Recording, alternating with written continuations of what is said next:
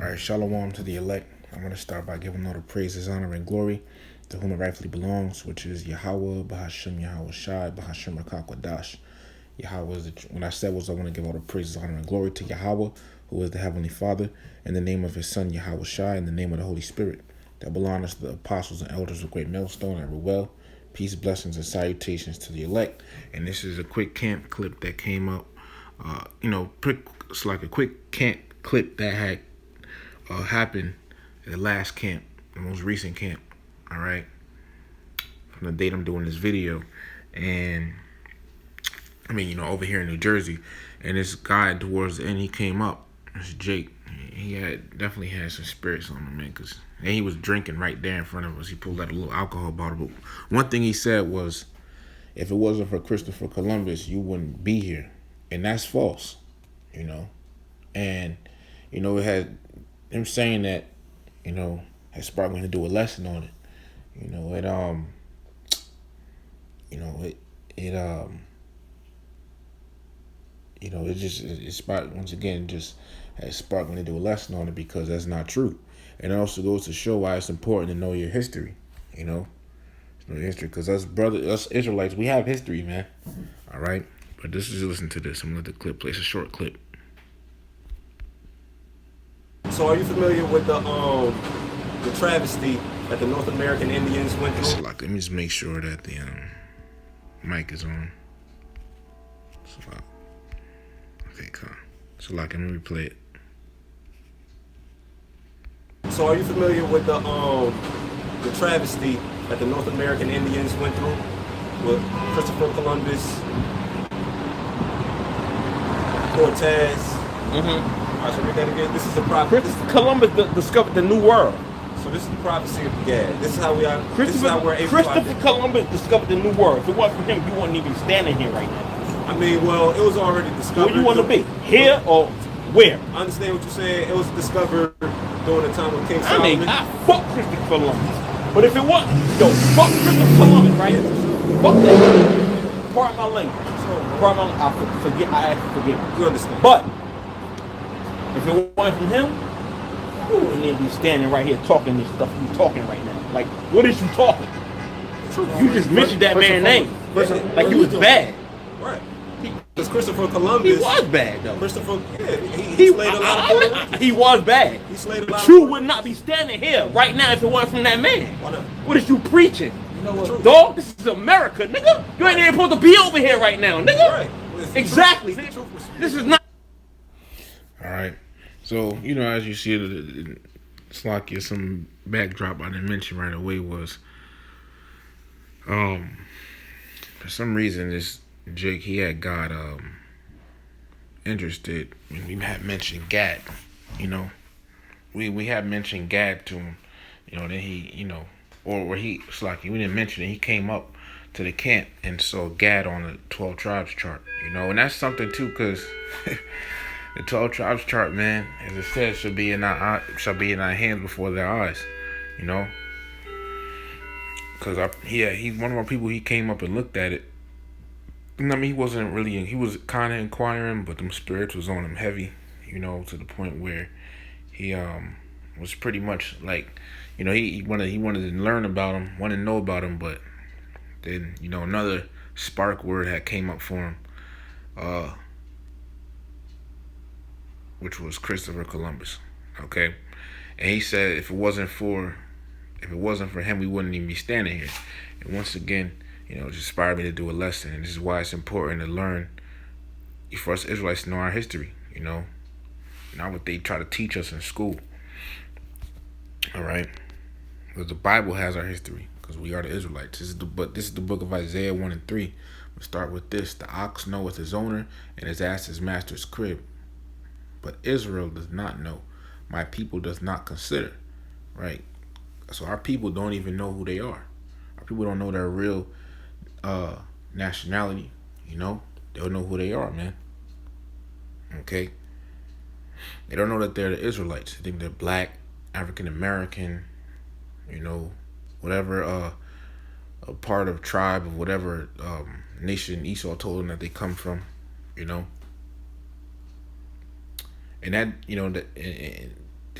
man, that dude, he was lost. Okay, he's lost, and once again, he pulled out an alcohol bottle, drank from it. So we know he has spirits on him. All right, but just doing this lesson also for anyone out there that doesn't know, about this history. Okay, because it is important. Now, I have this picture here that the brother be putting up before we start his lesson, GMS Qadar Shabbat 10, and it says, "Who are the Native Americans and how did they get to America?" All right, and this is good because I didn't even realize that this post right here said Native Americans. Okay, specifically, because the Native Americans are the tribe of Gad, which was being talked about in the video by that dude he was questioning, All right. But they're one of the tribes of the northern kingdom, or the nation of Israel. It's a lot, kid. I got to relocate real quick. Bear me 1 second.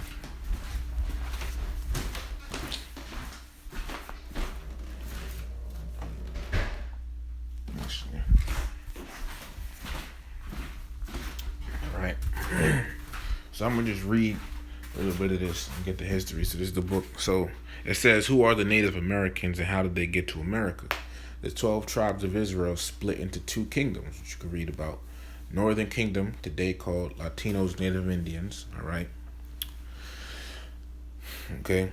So-called Native Americans, Seminole Indians, Latinos, Mexicans. All right. It says in Southern Kingdom, today called Negroes. Not only is the Southern Kingdom the Negroes, the so-called Negroes, but the Southern Kingdom also, all right, consists of 2 other tribes, Benjamin and Levi, which Benjamin are you so-called West Indians and Levi are you so-called Haitians, right? Now it says in 2nd Esdras chapter 13, it describes how the book of 2nd Esdras is a book in the Apocrypha, which is a part of the Bible, but it was removed out, all right? It says in 2nd Esdras chapter 13, it describes how the northern kingdom was captured out of Israel and carried into slavery in Assyria. They then made an agreement amongst themselves to travel to a land where no man dwelt before, so they could practice the commandments, right? It says, so they entered the Euphrates River, and the Most High guided them to Arsareth, today known as the Americas. Okay, now here it shows you the path. 2nd Esdras chapter 13 and verse 40, right? And so the land of us, because once again, the northern kingdom got taken captive by the Assyrians thousands of years ago, right? And went into Assyria. But pretty much, all right, they had entered the Euphrates, which is over here in the eastern part of the world, and they had taken this route, as you see. But I believe the Apostle Ramlab, so they went in between this little land right here, all right, and then he drew.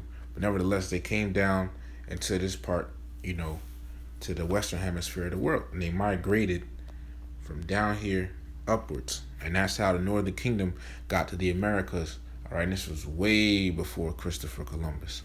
All right, because and so they were already, so the northern kingdom, which are Israelites, all right, were already inhabiting the Americas before Christopher Columbus got here. Okay, and saw this part. So Christopher Columbus really didn't discover anything. Okay. And I'm going to get the scriptures on it in a minute. And for that, and what that dude said, if it wasn't for Christopher Columbus, you wouldn't even be standing here, And that's false. Our people were already here before Christopher Columbus, okay? And it was a part of prophecy that our people was brought to the western hemisphere of the world. So really, and whose prophecy is it? The Lord's prophecy. So if it wasn't for the Most High, we wouldn't be standing here, all right? So... So I'm about to get this in a minute, all right? Actually, I'm gonna go ahead and get it right now. All right, but first, let me get something on Christopher Columbus before I forget. Just reading something, all right? Just further proving that, because the common concept that the world believes is that Christopher Columbus discovered the Americas, all right? Which he didn't. He did not discover the Americas. Discover definition.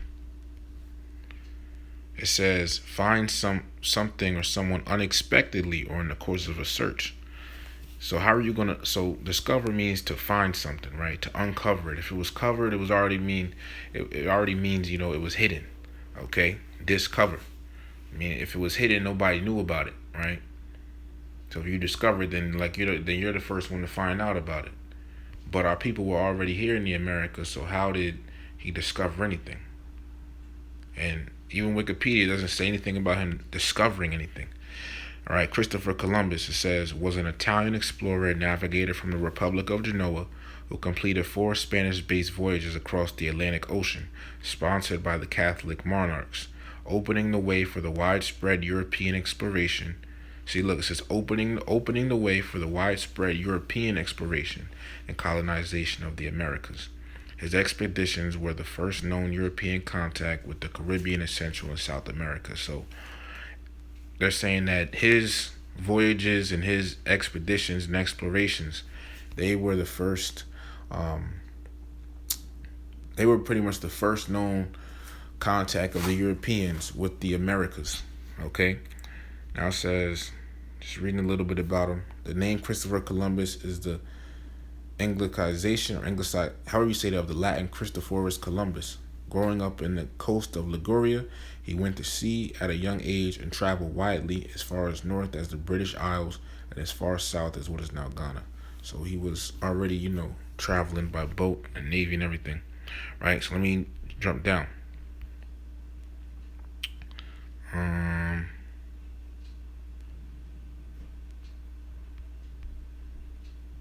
All right. It says here, Columbus made 3 further voyages to the Americas, exploring the Lesser Antilles in 1493, Trinidad and the northern coast of South America in 1498, and the east coast of Central America in 1502. All right. I believe his first voyage was up here it says Columbus left Castile in August 1492 with 3 ships and made landfall in the Americas on October 12th, ending the period of human habitation in the Americas. It says, ending the period of human habitation in the Americas. I'm going to just read it from here. All right, it says, ending the period of human habitation in the Americas, now referred to as the pre-Columbian era, which means, let's click it. It says pre-Columbian era, and pretty much it just means the era before Esau got to the Americas, okay? It says in the history of the Americas, the pre-Columbian era, also known as the pre-contact era, spans from the initial peopling of the Americas. It says, but here's where it starts to go off a little bit. In the Upper Paleolithic, to the onset of the European colonization, which began with Christopher Columbus's voyage in 1492. All right. And I said it goes off because it says this whole Upper Paleolithic thing, and they teach you about the Bering Strait, which is a lie. Okay, saying that's how people got over here. All right. But it says, and I'm getting this because it also proves that Christopher Columbus, man, we were already here before him, so it's not because of him we're standing over here. I don't know where that man got his teaching from, but it says this era encompasses the history of the indigenous. So look, if it was already pre-contact, that means people was already over here in the Americas, right? But it says this era encompasses the history of indigenous cultures prior to significant European influence, which in some cases did not occur until decades or even centuries after Columbus's arrival. All right, let me see here at the top. It says the Mayan temple of Kukulkan. In the middle, the Mayans, I believe, were Zebulonites. All right, yeah, they were Zebulon. The Aztecs were Ishikar, which they're your so-called Mexicans. All right, your Mayans are the So let me read it. The Mayan temple of Kukulkan is at the top. The Mayans were Zebulonites, which the Israelite tribe of Zebulon are the people ranging from Guatemala to Panama. Okay. So-called Nicaraguans, Guatemalans, Hondurans, Salvadorians, Panamanians, etc. Right, in Central America. And it says the Aztec sunstone in the middle. All right, which the Aztecs were Hebrew Israelites of the tribe of Ishikar, which is the Ishikarites are your so-called Mexicans, right? At the bottom it says, "In the Inca city of Machu Picchu are amongst the longest standing objects pre-Columbian civilizations." And we know that word pre-Columbian means. So what does this show you? It shows you that there were already people over here before Christopher Columbus got here, and those people are Israelites. Okay. It says here, I ain't gonna read all of this, but it says, I'm just reading the first sentence. During the pre-Columbian era, many civilizations developed permanent settlements, cities, agricultural practices, civic and monumental architecture, major earthworks, and complex societal hierarchies. So this devil talks about us being uncivilized and everything. That's a lie. It's just said many civilizations developed, etc. Right? But getting back, right? Now, and we're gonna prove that these people that were here before Christopher Columbus were Israelites. Okay. It says, so here, starting here, it says, he then visited islands known as Cuba and Hispaniola, establishing a colony in what is now Haiti.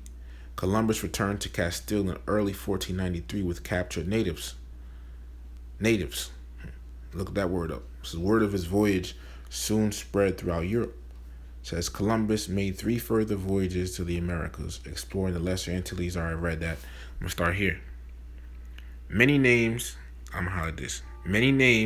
he gave the geographical features, particularly islands, are still in use. So he started naming, different islands and things, right? It says he gave the name Indios, meaning Indians, to the indigenous peoples he encountered.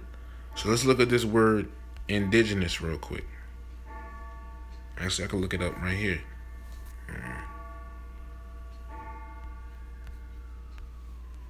Let's look that up. Indigenous. It says originating or occurring naturally in a particular place, native, of people inhabiting or existing in the land from the earliest times or from before the arrival of colonists. All right. So an indigenous person is pretty much, for example, if you walk into a house, right, and you're there, right, and you come here and there's somebody already here, let's just say or let me say it like this, right? You go to a land and you get to that land and you go there, the people already there. They're indigenous to that land. Okay? So what Columbus did, he did exactly that. Okay? He did exactly that. All right? And then he said, and so the indigenous people, so there were already people here. So how did he discover it? Right? It says to the indigenous people he encountered. Let's look that word encounter up.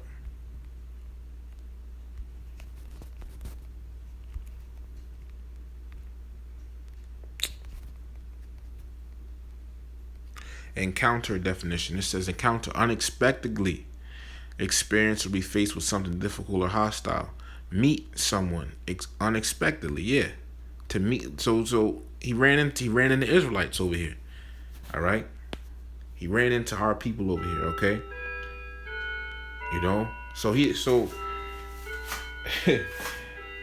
if it wasn't for Christopher Columbus, right, we wouldn't even be standing on this land known as America.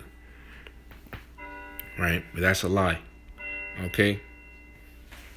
Now let's get 2nd Esdras, the 13th chapter, to prove that those indigenous people are Israelites. Now this is the book of 2nd Esdras, chapter 13, starting in verse 40, right? Verse 39, it says, "And whereas thou sawest that he gathered another peaceable multitude unto him." Verse 40, "Those are the 10 tribes."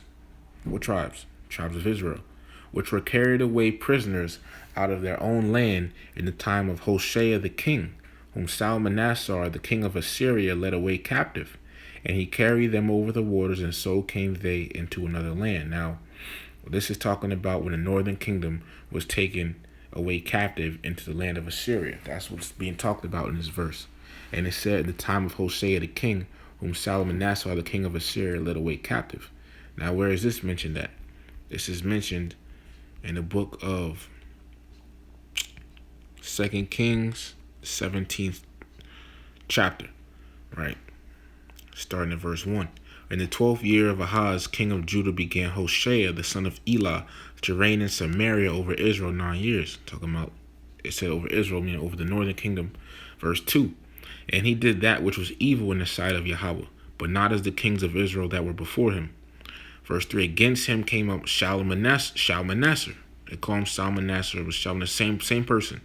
King of Assyria. And Hoshea became his servant and gave him presents. And the king of Assyria found conspiracy in Hoshea, for he had sent messengers to So, king of Egypt, and brought no present to the king of Assyria, as he had done year by year. Therefore the king of Assyria shut him up and bound him in prison. Then the king of Assyria came up throughout all the land, and went up to Samaria, and besieged it 3 years. And the 9th year of Hoshea the king of Assyria took Samaria.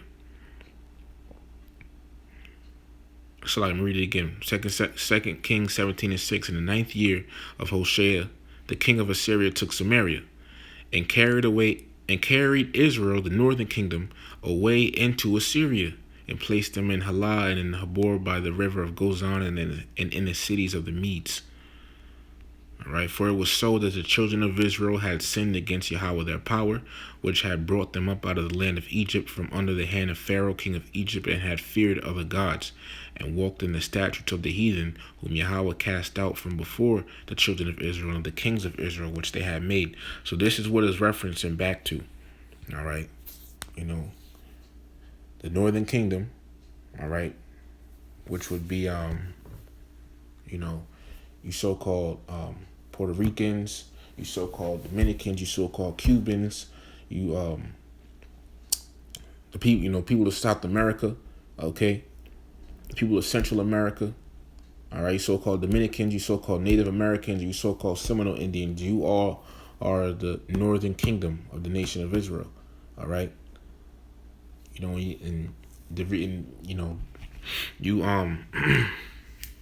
This is part of your history, okay? So back in 2nd Ezra, the 13th chapter, in the 40th verse. 2nd Ezra 13 and 40 again, and it says, those are the 10 tribes which are carried away prisoners out of their own land in the time of Hoshea the king, whom Shalmaneser the king of Assyria led away captive, and he carried them over the waters, and so came they into another land. So you see, it's just talking about, what we just read, okay? Verse 41. So right now, at this point in time, verse 40, the northern kingdom is captive in the land of Israel, right? Verse 41. But they took this counsel among themselves, that they would leave the multitude of the heathen and go forth into a further country where never mankind dwelt, all right? Where never mankind dwelt, which was what? The Americas, okay? So they had a council that pretty much, the northern kingdom was pretty much having a council that they would leave the heathens that they were amongst and go to a country where never mankind dwelt, meaning they would what? Come to the western hemisphere of the world, to the Americas, okay, as you see. All right, I'm going to just keep this picture here, okay? And why? Verse 42, that they might there keep their statutes, which they never kept in their own land, okay? So they came over here to keep the law, statutes, and commandments, right? Verse 43, and they entered into Euphrates by the narrow places of the river. All right, so they once again entered the Euphrates, which is over here in the east, and you see, the line and everything, okay? And it says, verse 44, for the Most High then showed signs for them and held still the flood till they were passed over, okay? So pretty much, all right, the Lord pretty much, because they had to go by boat, so the Lord calmed the seas so they could make it to the other side of the world, which is the Americas, okay? Because they, so yeah. Verse 45 says, for through that country there was a great way to go, namely of 1.5 years, all right? Namely of 1.5 years, okay, and we're going to come back to that in a minute. It says that in the same region is called Arsareth. Now, how do we know that this is the Americas? Because King Solomon used to send his ships with the Navy of Tarshish to the Americas to gather different resources. Let me get that. This is the book of First Kings. This is all, good. This is all, you should know this. This is history. All right, First Kings chapter 10. And, let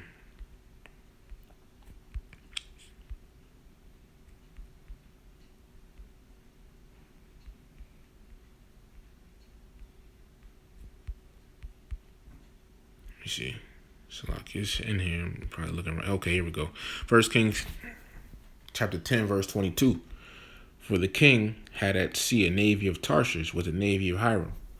Once in 3 years came the navy of Tarshish bringing gold and silver, ivory, and apes and peacocks, right? So once in 3 years, all right, they came back bringing these different things. So, all right. So you gotta understand, right? Well, first, before we get that, it said one of the things they brought was peacocks. When you look it up, that word peacocks in the Hebrew, okay, you look under the Gesenius Hebrew Chaldee Lexicon, all right, as Apostle Ramla brought out, it goes into pavos, which means turkeys, all right? And actually, I'll just get it, edification's sake, real quick. Well, when this loads fast, I was getting the app because it ain't loading fast enough.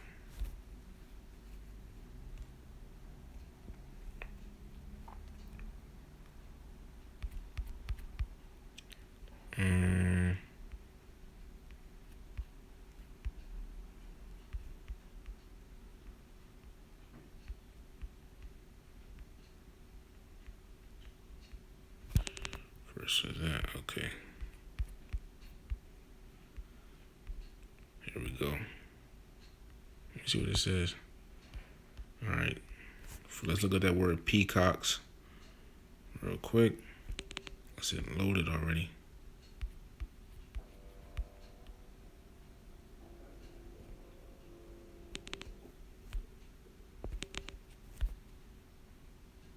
Slacky, it's just loading for a minute. Bear with me 1 second.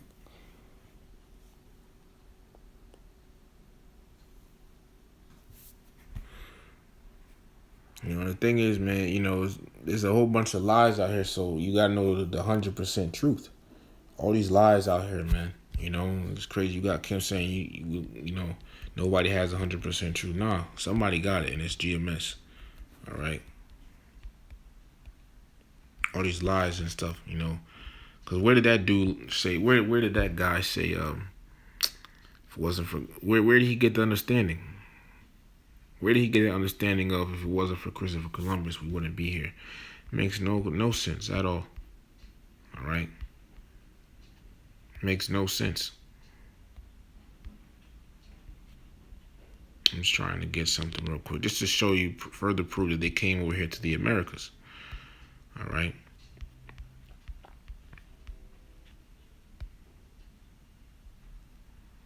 If it'll load, man. Whatever one loads faster. All right.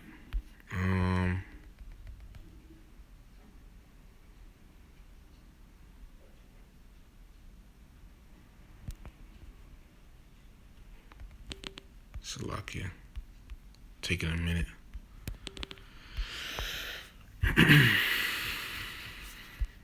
You just skip to the part where it loads a little willing than it does. Okay. So here we go. Strong's 8,500. I believe the Hebrew word here is the way you say this. The Kayim, from saying it wrong. Where you see it says peacock with boom 8, but it says peacock, right? Now you go here. All right. You look up this entry. All right. Oh, it was right there. All right. You see right here. I don't know where it says Athen IX. And you read the next line, it says also Pavo. Okay. Now Pavo, you look it up. It means turkey. Okay. So when you look up Turkey, all right, where it's native to, it says the Americas. All right. Where are turkeys native to? You can look that up, all right? I thought it would load. But it says, description of wild turkey is native to North America. Turkeys were widespread when the Europeans arrived and may have predated the earliest human inhabitants. All right, so turkeys were here already. Okay, it's like it. But I meant to say, all right, turkeys are native to North America, showing you that King Solomon sent his navy over here. All right. Okay. To bring back not only that, but gold, silver, ivory, and apes. And that's another thing, because gold is something, that you can, that was, was a lot of over here, right? So, and it said, so they came once in 3 years back. So they arrived once in 3 years. And so pretty much what does that mean? And what's half of 3? Okay? Because going one way and coming back, it took 3 years. So a whole round trip took 3 years. So what's half of 3? A year and a half. 1.5. So a year and a half going and a year and a half coming back. That's how long it took. Okay? So it's the same distance, all right, that it took for the Northern Kingdom to get to this place called Arsareth. And showing you, and that's further proof how we know that they came over here to the Americas, right? It says in the same region it's called Arsareth. And we look it up in the Hebrew, Arsareth, I believe, is Aratazah Acharath, which means another land. Okay? It says, then dwelt they there until the latter time. Verse 2 Ezra 13 and 46. For then dwelt they there until the latter time. All right? And now when they shall begin to come, talking about the southern kingdom. Verse 47. So I'm going to just pause right there, right? This is regarding the northern kingdom. Okay? So, and this also proves why, there's 800 stones found in Puerto Rico, 800 Hebrew stones found in Puerto Rico. All right. And regarding Native Americans, you got something called the Decalogue stone. I believe that's in Ohio, the Los Lunas Decalogue stone. Okay, it's like in New Mexico. All right. And brothers have actually been to this stone before. It says the Los Lunas Decalogue stone is a hoax associated with a large boulder on the side of Hidden Mountain near Los Lunas, New Mexico, about 35 miles south of Albuquerque, that bears a 9-line inscription carved into a flat panel. The stone is also known as the Los Lunas Mystery Stone or Commandment Rock. What does that let you know? That lets you know go hello Yahweh B'Hashem Yahweh Shai, man. All right. That tells you that, because what? Who came here? Who was already here? Who was already here in the Americas, specifically North America, because New Mexico is in North America. So this lets you who was here in America, specifically North America? Gad, the tribe of Gad, which are who the so-called Native Americans. All right. And they're part of the Northern Kingdom, which came over here to the Americas, doing what we just read. All right, and why did they come over here? Verse 42 says that they might there keep their statutes, which they never kept in their own land. So they came over here to keep the laws, the laws, right? So it makes perfect sense why they would inscribe the Ten Commandments, or it's like, I believe it's the Ten Commandments, but the commandments on here. You see? See if it's loads. Rolling and do load, man. See?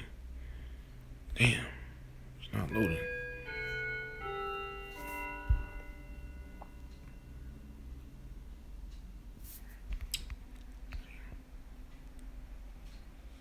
Trying to get a clearer picture.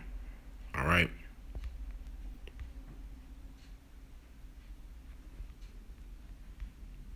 Let's just see if I can pull it up clearer. Los Lunas Stone.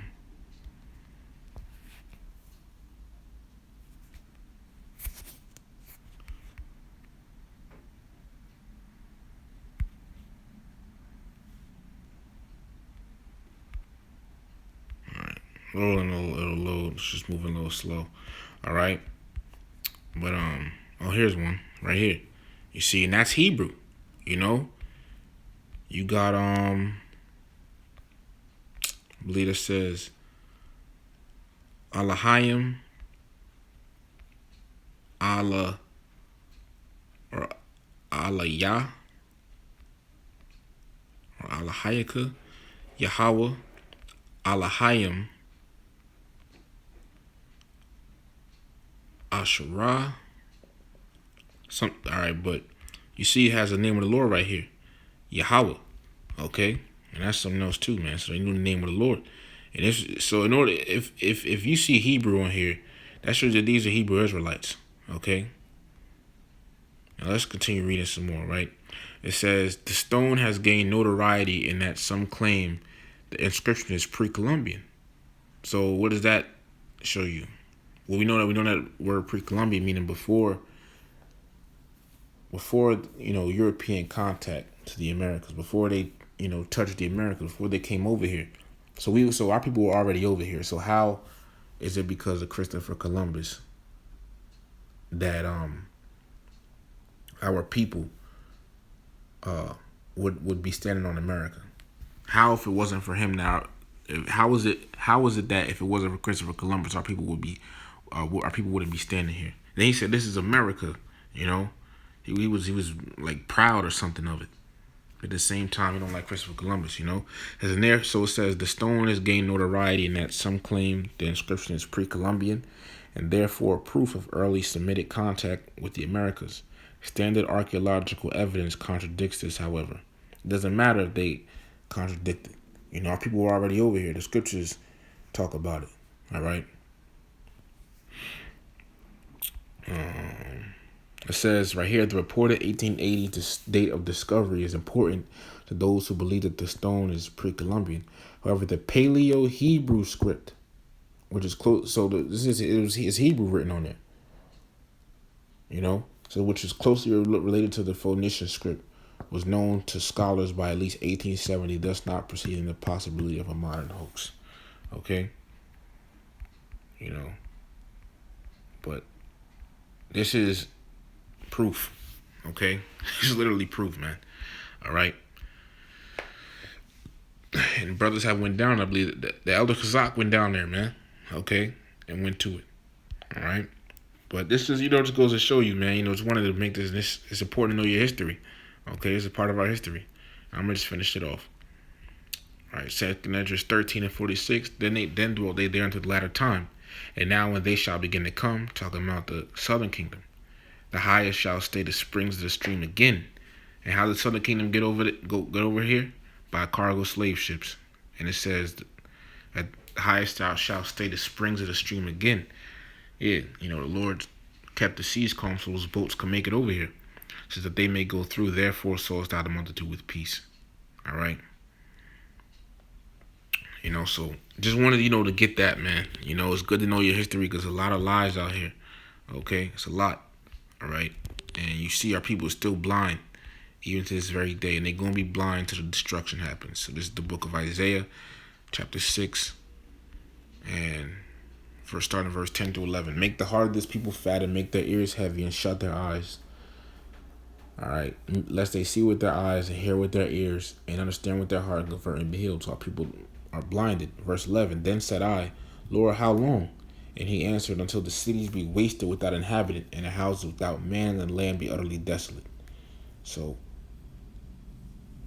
our people, the majority of people are going to be blind to the truth, to the nuclear destruction.